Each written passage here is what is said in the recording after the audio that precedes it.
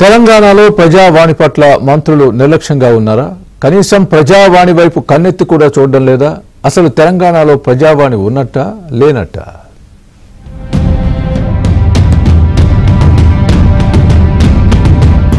ప్రజా సమస్యల పరిష్కారమే లక్ష్యంగా తెలంగాణ ప్రభుత్వం ప్రజావాణి కార్యక్రమాన్ని తీసుకొచ్చింది.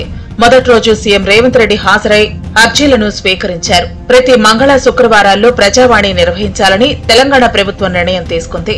ప్రజావాణి కార్యక్రమానికి వారానికి ఓ మంత్రి పాల్గొంటారని సీఎం రేవంత్ రెడ్డి ప్రకటించారు. అప్పుడే సమస్యల పరిష్కారంపై ప్రజలకు భరోసా లభిస్తుందని భావించారు.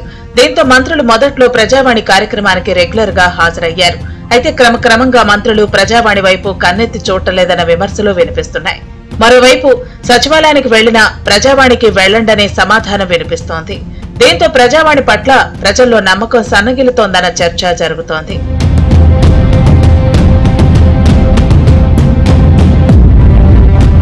ప్రజావాణి కార్యక్రమంకు సంబంధించిన ప్రణాళికా సంఘం వైస్ చైర్మన్ చిన్నారెడ్డి, నోడల్ అధికారి దివ్య అన్ని తామై నిర్వహిస్తున్నారు.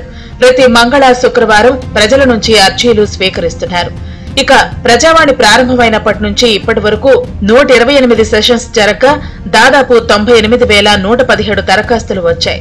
వాటిని సంబంధిత శాఖ అధికారులకు పంపించి అందులో దాదాపుగా 70% సమస్యలు పరిష్కరించినట్లు చెబుతున్నారు. ఎక్కువగా రెవెన్యూ భూ వివాదాలకు సంబంధించిన సమస్యలు రావడంతో వాటిని పరిష్కరించడం ఇబ్బందిగా మారినట్లు చెబుతున్నారు.